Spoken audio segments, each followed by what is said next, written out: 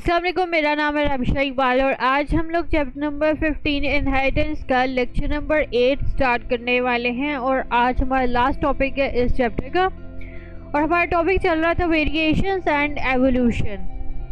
आज हम लोग स्टडी करेंगे mechanism of evolution. Last time हम लोगों ने थोड़ा सा चार्ल्स डार्विन के बारे में स्टडी किया था कि उसने एवोल्यूशन के लिहाज से कुछ ओरिजिन बताया था कि किस तरह से ओरिजिन होता है ऑर्गेनिजम्स का, और उसने अपनी जो बुक भी लिखी थी, लेकिन बाद में उसकी जो भी जिसे कहते हैं ना रिसर्चेस जो उसने की थी वो बाद में रिजेक्ट हो गई थी क्योंकि उसके पास इतना सफिशिएंट एविडेंस नहीं था।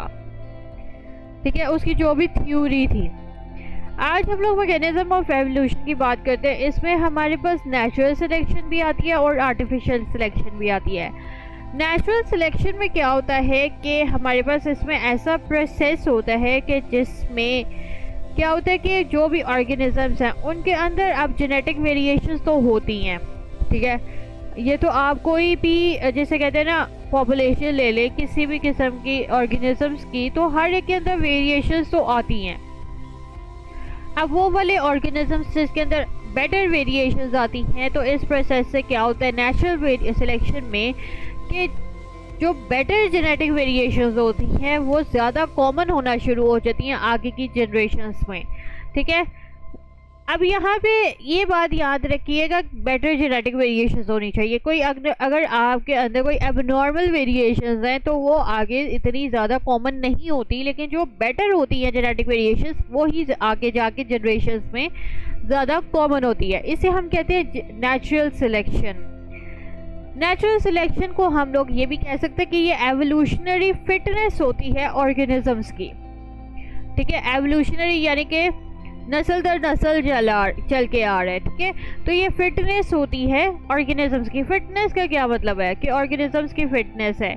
फिटनेस का मतलब ये होता है कि वो वाला ऑर्गेनिज्म जिसके अंदर एबिलिटी होती है कि वो सरवाइव करे और रिप्रोड्यूस करे। ठीक है, अगर आपने देखा है कोई भी ऑर्गेनिज्म है, ठीक है, उसकी आगे जब जनरेशन्स डेवलप होती हैं तो आपने देखा होगा कि सिर्फ वही वाला ऑर्गेनिज्म जो है वो फिट जो होगा वही सरवाइव कर पाता है और बड़ा होता है और आगे फर्दर रिप्रोड्यूस करता है। जिसके अंदर कोई भी जिसे कहते हैं ना कि सही उसके अंदर बॉडी के पार्ट्स नहीं होते या कोई भी प्रोसेस उसके अंदर सही नहीं होता तो वो सरवाइव ही नहीं कर पाता। ठीक है, तो नेचुरल सिलेक्शन में जिसके अंदर क्या होता है कि बेटर जेनेटिक वेरिएशंस होती हैं वही आगे की जनरेशन्स में पास करती हैं, वो ज़्यादा कॉमन होती हैं वो वाली जेनेटिक वेरिएशंस। नेचुरल सिलेक्शन में क्या होता है कि जो भी अलील होती है जिसके अंदर फिटनेस होती है कि फिटनेस की कैरेक्टरिस्टिक्स होती हैं वो वाली ज़्यादा कॉमन होती है पॉपुलेशंस में। ठीक है, यानी कि वो वाला अलील जिसके अंदर सारे कैरेक्टरिस्टिक्स हैं फिटनेस के लिहाज से वो वाले ज़्यादातर आगे की जनरेशन्स में पास होते हैं। तभी तो आगे की जनरेशन्स में ज़्यादा अच्छी जेनेटिक वेरिएशंस ही पास होंगी बजाय इसके कि कोई दूसरी किस्म की पास हो।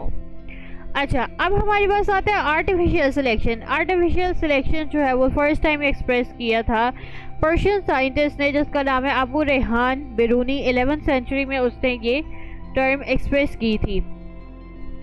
आर्टिफिशियल सिलेक्शन क्या होती है, ये इंटेंशनल ब्रीडिंग होती है, यानी कि इसमें खुद ब्रीडिंग करवाई जाती है इंडिविजुअल्स की, ताकि अगर कोई हम लोगों ने ऑर्गेनिज्म सेलेक्ट किया और हम ये चाहते हैं कि आगे के जनरेशन में उसके अंदर भी यही वाले ट्रेड्स जाएं जो कि पेरेंट्स ऑर्गेनिज्म के अंदर हैं, तो क्या होता है कि हम लोग इंटेंशनल ब्रीडिंग करवाते हैं ऑर्गेनिजम्स की ताकि वही वाले ट्रेड्स आगे की जनरेशन में पास हो। इसको हम लोग सेलेक्टिव ब्रीडिंग भी कह सकते हैं, जो कि अब through out the world life stock की प्रोडक्शन के लिए भी यूज़ होती है। अब सिलेक्टिव ब्रीडिंग क्या होती है, इसमें यह होता है कि जो भी एनिमल्स या प्लांट्स हैं उनके अंदर कोई भी डिज़ायरेबल जो कैरेक्टरिस्टिक्स प्रेजेंट होते हैं। अब एनिमल्स हैं या प्लांट्स, हर एक के अंदर डिज़ायरेबल कैरेक्टरिस्टिक्स प्रेजेंट होते हैं। अब हम लोगों ने सेलेक्ट ही वो वाले करने हैं जिनके अंदर सही डिज़ायरेबल कैरेक्टरिस्टिक्स होंगे, उनको हम लोग सेलेक्ट करेंगे और फिर आगे न्यू जनरेशन्स प्रोड्यूस करवाएंगे।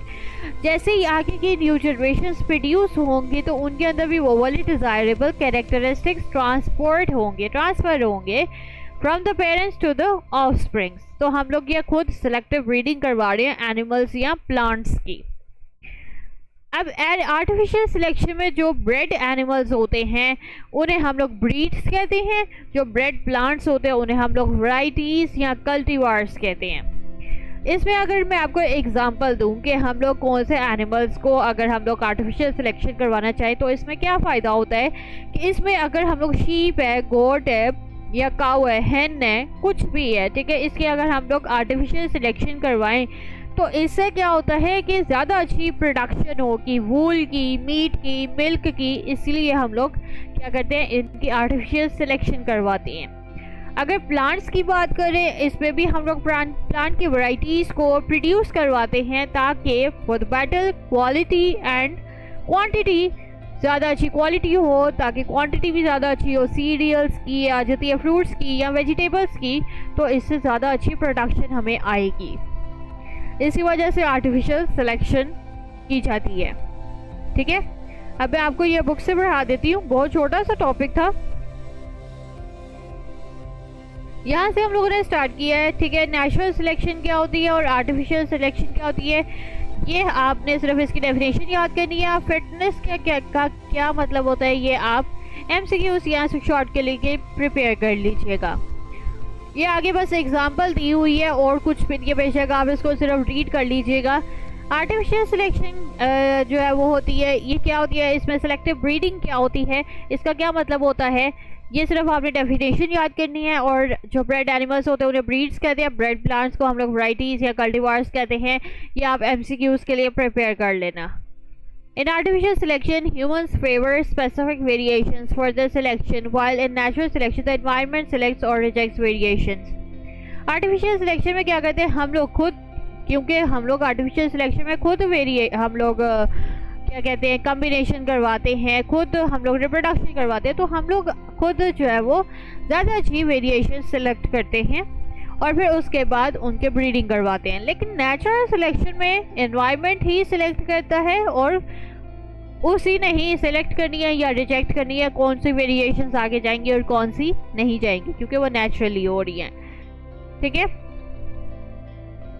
तो यही आगे वो बताया हुआ है कि किस तरह से हम लोग आर्टिफिशियल सिलेक्शन से डिफरेंट चीज़ें बना सकते हैं और ज़्यादा अच्छी वैराइटीज़ बन सकती हैं एनिमल्स और प्लांट्स की। एनिमल्स में हम लोग ज़्यादा अच्छी प्रोडक्ट्स जो है वो रिसीव कर सकते हैं। तो आज हमारे टॉपिक बस इतना ही था और ये आपने सिर्फ शॉर्ट क्वेश्चंस और MCQs के लिए प्रिपेयर करना है। सिर्फ इनकी डेफिनेशंस ही याद करने की ज़रूरत है। इनकी आगे जो एग्जांपल्स इतनी लंबी लंबी दी हुई है ये सिर्फ आप पढ़ लीजिएगा, इसमें से कुछ भी नहीं आएगा।